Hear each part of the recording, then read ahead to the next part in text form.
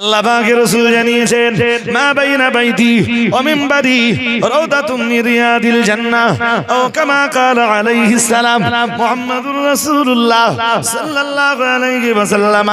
আমার আল্লাহর নবী জানিয়ে দিয়েছেন মা বাইনা বাইতি ওয়া মিনবারি রাউদাতুম মিন রিয়াদিল জান্নাহ ও কামা ক্বালা আলাইহিস সালাম।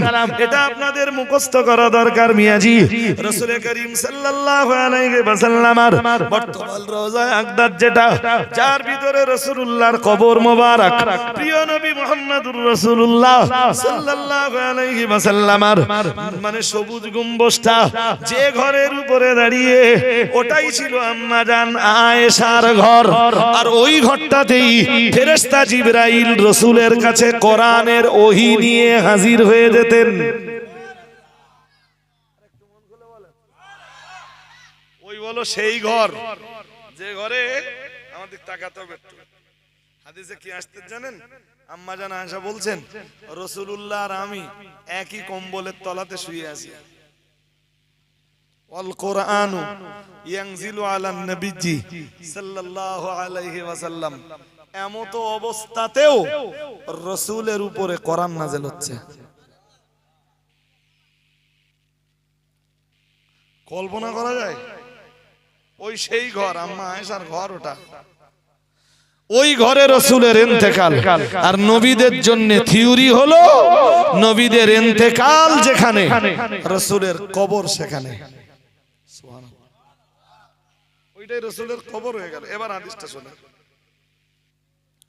আল্লাহ পাকের নবী জানিয়েছেন মা বাইনা বাইতি ওয়া মিনবারি রাউদাতুম মিন রিয়াদিল জান্নাহ ও কামা ক্বালা আলাইহিস সালাম মুহাম্মাদুর রাসূলুল্লাহ সাল্লাল্লাহু আলাইহি ওয়াসাল্লাম।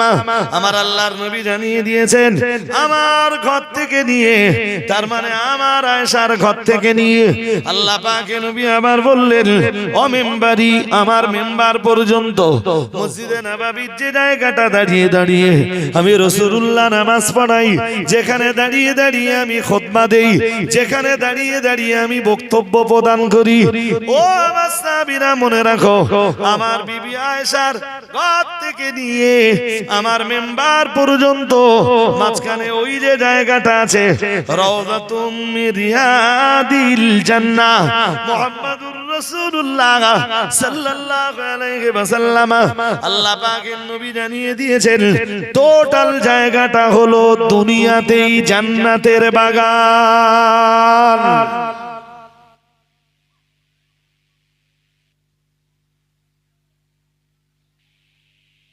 প্রথম দিকে রেস্ট্রিকশন ছিল না যে যতবার ঢুকতে পারে।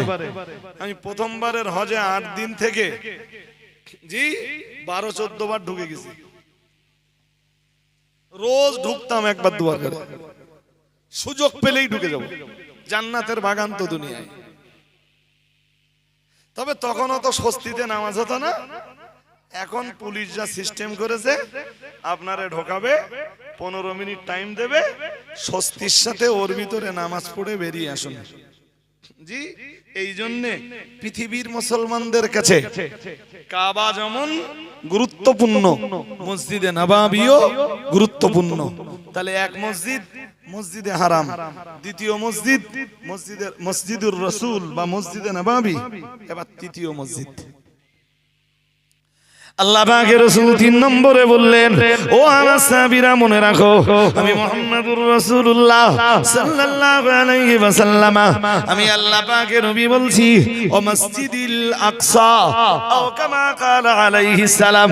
আল্লাহ পাকের নবী জানিয়ে দিয়েছেন সফর করে যদি দুনিয়ার কোন মসজিদে এসে নামাজ পড়তে হয়, 1 নম্বরে আল্লাহর কাবায় চলে যাও, 2 নম্বরে আমার মসজিদে চলে এসো। মুহাম্মাদুর রাসূলুল্লাহ সাল্লাল্লাহু আলাইহি ওয়াসাল্লাম। আল্লাহ পাকের নবী 3 নম্বরে বললেন ও মসজিদুল আকসা, অধিক পরিমাণ সওয়াব পাবার আশায় যদি দুনিয়ার কোন মসজিদে যে নামাজ পড়তে হয়, আমি মুহাম্মাদুর রাসূলুল্লাহ সাল্লাল্লাহু আলাইহি ওয়াসাল্লাম বলছি 3 নম্বরে ফিলিস্তিনের মসজিদে আকসায় চলে যাও, ওখানেও 1 রাকাত নামাজ পড়লে আল্লাহ 50,000 রাকাতের সওয়াব দিবেন। আল্লাহ একটা নামাজ আদায় করলে 50,000 নামাজের সওয়াব দিবেন।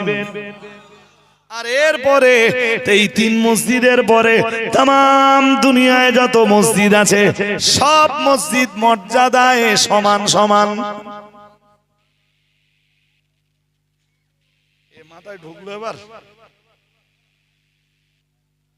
কোন হুজুর যদি বলে বাংলাদেশে নামাজ পড়লে সব বেশি হবে, আমরা আর বিশ্বাস করব? জোর করব? সওয়াব বেশি হবে কয় জায়গায়? জোর করে বলতেছেন না কেন? 3 জায়গায়। এই 3-এর বাইরে দুনিয়ার কোন জায়গা নেই যেখানে যে নামাজ পড়লে সওয়াব নো কোন জায়গাতে বেশি হয় না। এই 3 জায়গায় বেশি হয়। আর বেশি হোক বেশি কম বহু দূরের কথা, আপনি সফর করে শুধু নামাজের জন্য যাবেন এটা জায়েজ নেই। এবার বললেন হুজুর আমি আজমির শরীফ ভ্রমণে যাচ্ছি, নামাজের নিয়তে না, কি কিসের নিয়তে? কথা বলেন, কিসের নিয়তে? ভ্রমণের, জিয়ারতের, জায়েজ। ওখানে যে নামাজের সময় হয়ে গেল মসজিদে পড়ে নিলেন, জায়েজ। কিন্তু কেউ যদি এই বিশ্বাস নিয়ে যায় যে আজমিরে গেলে আজমিরের মসজিদে নামাজ পড়লে সওয়াব বেশি হয়, বেশি হয় না কম হয় বহু দূরের কথা। জি, মসলা হলো যাওয়াটাই জায়েজ হবে।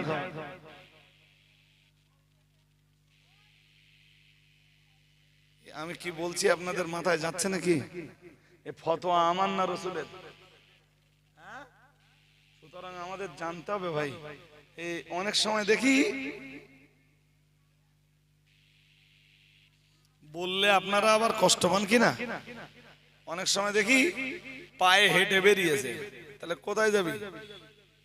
তাহলে আমার বাড়িতে নিয়ত করে বেরিয়েছি আমার হুজুর কেবলার বাড়ির মসজিদে গিয়ে নামাজ পড়বো।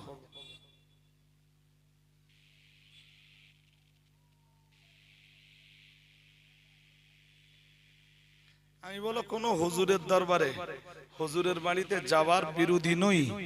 আমি বলছি অবশ্যই হুজুরের বাড়ি যাবেন, অবশ্যই হুজুরের দরবারে যাবেন, অবশ্যই আলেমদের মজলিসে বসবেন, কোরআন হাদিসের বয়ান শুনবেন, অবশ্যই পীর ওলিদের মাজার জিয়ারত করবেন। আমি সেখানে আপত্তি করব না, কিন্তু আপনি এই কাজগুলো করতে যে রাসূলের কোন হাদিসের বিরোধিতা করবেন এটা ইসলামে জায়েজ নেই। তো আমার বক্তব্যের প্রাসঙ্গিকতা কি দাঁড়ালো? বক্তব্যের প্রাসঙ্গিকতা দাঁড়ালো যে 3 মসজিদে নামাজ পড়লে সওয়াব বেশি হয়, তার ভিতরে এক মসজিদ ফিলিস্তিনে। সুবহানাল্লাহ। আর একটু মন খুলে বলেন, হাদিসের সাথে ওইটাই ফিলিস্তিনের সম্পর্ক, হাদিসের সাথে ওইটাই মসজিদে আকসার সম্পর্ক। এবার একটা আয়াত শুনেন। এ ভাইটা ঘুমিয়ে পড়েছ নাকি? ছোট ভাই এক্ষুনি ঘুমোচ্ছ? আরে এমনি তো খুব বেশি লোকজন নেই মজলিসে। আমি যেটা ভেবেছিলাম সেইটা না, যে এবছর বোধহয় মজলিস ফুলফিল হয়ে যাবে। লোকজন কি এরকমই হয়? একটু বেশি হয় তো কই আজকে হয় হুজুর পছন্দ হয়নি, আর নইলে গ্রামের লোক ভালো না, দুটোর একটা তো ঠিক হবেই। জি, মায়েরা বেশি আছে, তো মায়েরা তো সামনে বসবে না বা বসানো জায়েজ নেই। যাক চলুন আমরা আরেক ধাপ যাই। এবার একটা আয়াত পড়বো, খুব মন দিয়ে শুনতে হবে। এই যে দোস্ত, এই যে ঘুমালে হবে না, পা ছেড়ে দাও, এই যে আমার চোখে চোখ রাখো, চোখে চোখ রাখো, ঘুম লাগবে না। এরম ভাবে যদি তুমি থাকো এমনি ঘুম লেগে যাবে। ওরম নিয়ম আছে হজের মজলিসে? নিয়ম নেই। আর আমি কোরআন হাদিসের কথা কারে বলবো? মুসলমান যদি আমার কাছ থেকে কোরআন হাদিস না শোনে তা আমি কি দাস পাড়ায় যাবো কোরআন হাদিস বলতে? হ্যাঁ না বলবেন তো? আর কোরআনে যদি এখন অ্যালার্জি থাকে, তুমি মরে যাবার পরে তোমার কবরে যখন আমরা কোরআন দেবো, ওই কোরআনে কাজ হবে? আর কিন্তু স্পষ্ট কথা। এই জন্য এবার কোরআন শুনি একটা, এবং খুব দুরন্ত আয়াত কোরআনের। আল্লাহ পাকের কোরআন জানিয়েছে সুবহানাল্লাযী আসরা বিআবদিহি লাইলাম মিনাল মাসজিদিল হারামি ইলাল মাসজিদিল আকসা আল্লাযী বারাকনা হাওলাহু লিনুরিয়াহু মিন আয়াতিনা ইন্নাহু হুয়াস সামিউল বাসীর। পড়ুন আল্লাহু আকবার, আরো আওয়াজ দিয়ে পড়েন। মহান আল্লাহ জানিয়েছেন সুবহানাল্লাযী আসরা বিআবদিহি লাইলাম মিনাল মাসজিদিল হারামি। মহান আল্লাহ জানিয়েছেন পবিত্র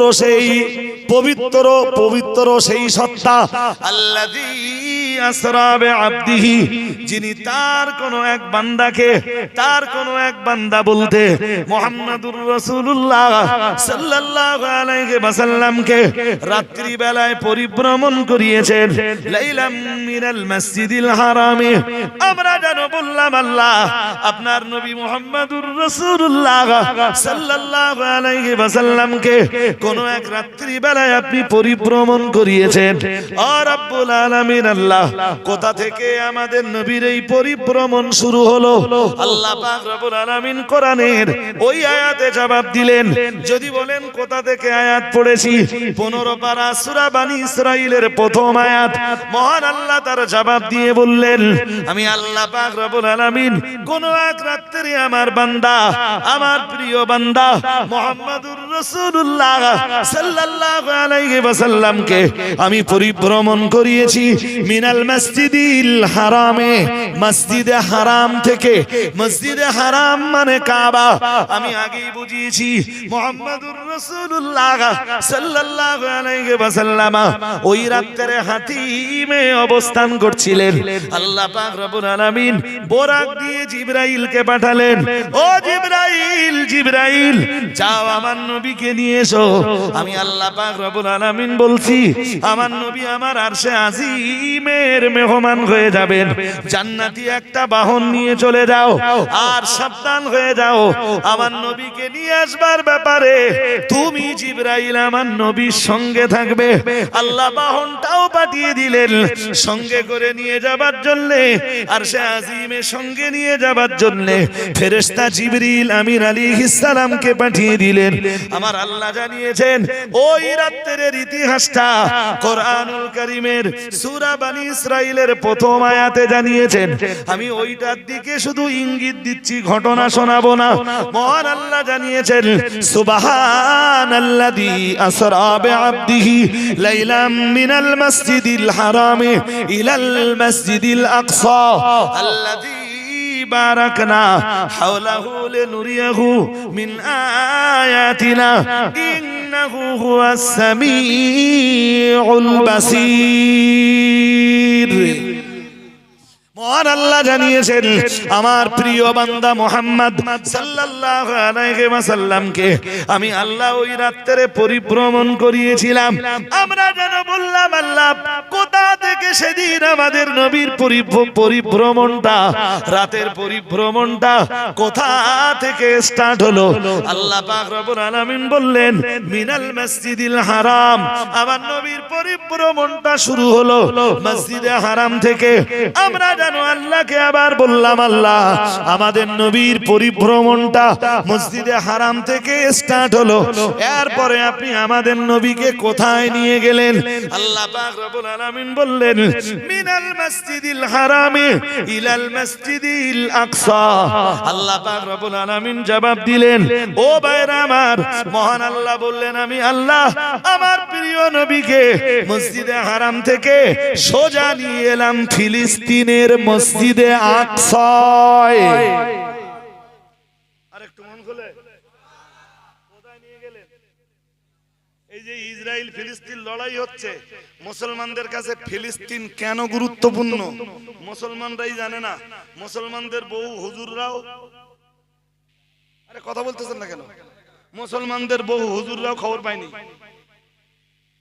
ফিলিস্তিনের সাথে কোরআনের যে আয়াতগুলো সম্পর্ক আছে।